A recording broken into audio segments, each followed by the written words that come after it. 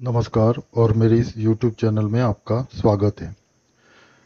Gita press के कल्याण मासिक कृपानुभूति अंक जो 2022 का है, उसके तहत जो सत्य घटना पर आधारित कहानियों की श्रृंखला में मैं आज आपको भगवान बद्रीनाथ जी की कृपा इस पर एक सत्य घटना जो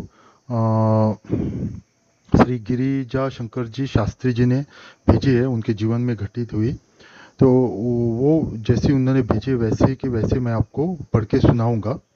बहुत ही रोचक कहानियाँ रहती है सत्य घटना पर, जिससे हमारे भगवान के प्रति आस्था बढ़ती है, भक्ति बढ़ती है। तो ऐसे ये जो कृपानुभूति अंक है, ये बहुत ही सुंदर अंक है। इसको आपको पढ़ना चाहिए। इससे भगवान की जो प्रति भक्ति होती है वो बहुत ही दृढ़ हो जाती है।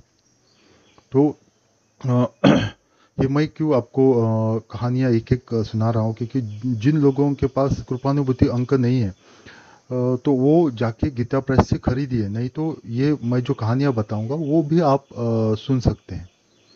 और ये सुनने के बाद भी आप वो खरीद ही लीजिए, क्योंकि कल्याण जो मासिक है, जो गीता प्रेस जी है, तो गीता गीता प्रेस की जो पुस्तकें रहती है बहुत ही निम्न मूल्य में, बहुत ही कम मूल्य में वो दी जाती है। और सात्विक जो अपनी ये शास्त्र रहता है उसके आधारित वो पुस्तकें रहती है, बहुत ही अच्छी है। क्योंकि मैं जो भी पुस्तकें लाता हूँ गीता प्रेस से ही लाता हूँ।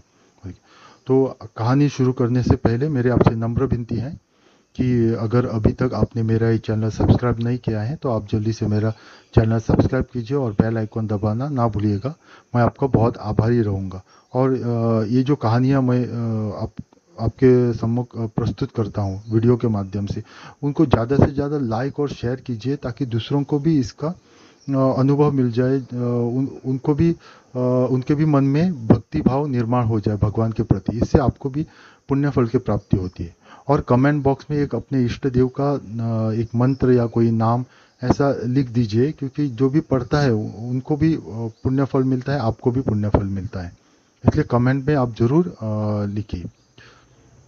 तो कहानी शुरू करते हैं। कहानी जैसे मैंने बताया, श्री गिरिजा शंकर जी शास्त्री, इन्होंने भेजी है अपने जीवन में घटित हुई सत्य घटना पर आधारित। और जो सत्य घटना की कहानी है उनका शीर्षक है भगवान बद्रीनाथ जी की कृपा। तो हम कहानी शुरू करते हैं उन्हीं के शब्दों में, जैसे कि कृपानुभूति अंक में छपी हुई है। तो कहानी इस प्रकार है। भगवान बद्रीनाथ के दर्शन प्रसंग में एक बार भगवान की महती अनुकंपा का बोध हुआ। मेरे दो मित्र जो परिवहन विभाग में उच्चाधिकारी थे, के साथ एक अधिकारी के एक भाई और उनका पुत्र भी था।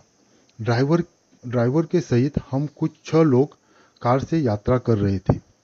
हमने प्रथम दिन ऋषिकेश के पर्यटन विभाग के गेस्ट हाउस में रात्रि बिताई। वहां से प्रातः 5 बजे बद्रीनाथ जी के दर्शनार्थ प्रस्थान किया।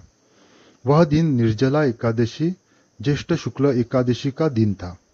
मैं एकादशी व्रत करता हूँ। उस दिन प्रातः मन में संकल्प उठ गया कि जब तक भगवान बद्रीनाथ जी के दर्शन नहीं कर लूंगा, जल भी नहीं पीऊंगा। वे दोनों मित्र भी एकादशी व्रत कर रहे थे, किंतु फल आहार वाला व्रत था। अतः यत्र तत्र रुककर मेवा फल आदि खाते हुए परिहास भी करते जाते थे। क्या आपने संकल्प ले लिया? कलिकाल में ऐसा व्रत नहीं करना चाहिए, आदि आदि। पर मैं हंसकर कह देता कि अब तो संकल्प हो ही गया। एक दिन पानी न पीने से कोई मर नहीं जाता है। अच्छा। जैसे तैसे हम लोग बद्रीनाथ सायं 7 बजे पहुंचे। तत्काल एक गेस्ट हाउस में सामान रखकर जल्दी से तप्त कुंड में स्नान करके फूल माला प्रसाद लेकर दर्शन को गए। दर्शनार्थियों की लाइन थोड़ी थी, पर लाइन में लगने से समय अधिक लगता और 9 बजे से कपाट बंद होने वाला था। अतः सामान्य रास्ते से हटकर वीआईपी मार्ग से भगवान के समक्ष पहुंच गए। दर्शन पूजन विधिवत हुआ। पुनः स्थान पर लौटकर जलपान किया गया। अब मित्रों को तो परिहास प्रिय था। कहने लगे कि आज हम लोगों के कारण वीआईपी मार्ग से जल्दी पहुंचकर आप दर्शन पा गए, अन्यथा रात्रि भर तड़पते पानी के बिना। इससे हम लोगों का आभार कहिए आदि आदि। रात्रि शयन के पश्चात अगले दिन हम लोगों को प्रातः पुनः दर्शन के लिए करके 3-4 बजे अपराह्न तक वापस लौटना था। अतः प्रातः कृत्य के बाद लगभग 9 बजे दर्शन के लिए पांचों लोग वहां गए। इतनी लंबी लाइन दर्शनार्थियों की थी कि यदि लाइन में लगते तो दर्शन शायद शाम तक हो पाता। अतः वीआईपी मार्ग से जाने के लिए मित्रों ने सुरक्षा कर्मी से कहा।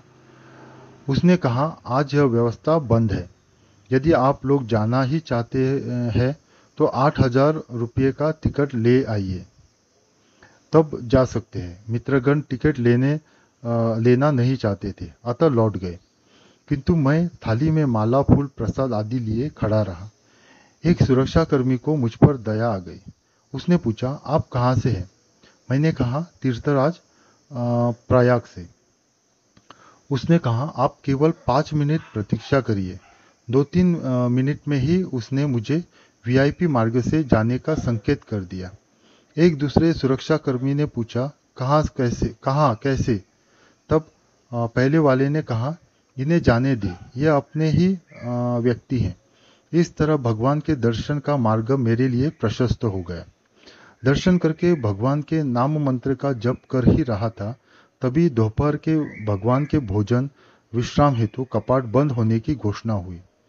मैं मंदिर के बगल के बरामदे में जाकर बैठा ही था कि तभी एक बालक ने आकर कहा, आइए आप भी भोजन करें। भगवान का भोजन प्रसाद वितरित हो रहा था।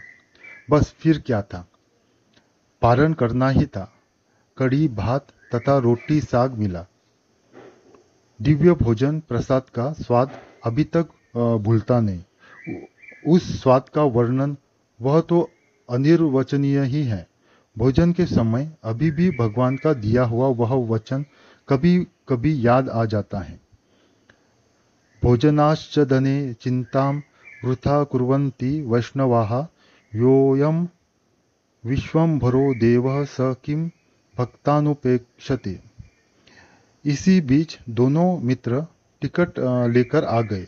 कपाट खुलने पर उन दोनों मित्रों के साथ पुनः दर्शन करके हम लोग नीचे आए और थोड़ा विश्राम करके 4 बजे वापस प्रयागराज के लिए प्रस्थान कर गए।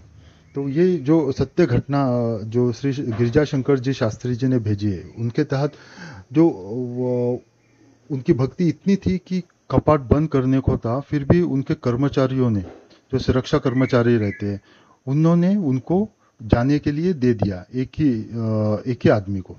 तो ये जो कृपा है भगवान की, बहुत ही प्रेरणादायक है कृपा, क्योंकि जो भक्ति भाव से भगवान का दर्शन करने के लिए जाते हैं, उनको कोई भी रोकने वाला दुनिया में नहीं होता है। तो ये भगवान की कृपा श्री गिरिजा शंकर जी शास्त्री पर हो गई। इसका ये वर्णन है सत्य घटना पर।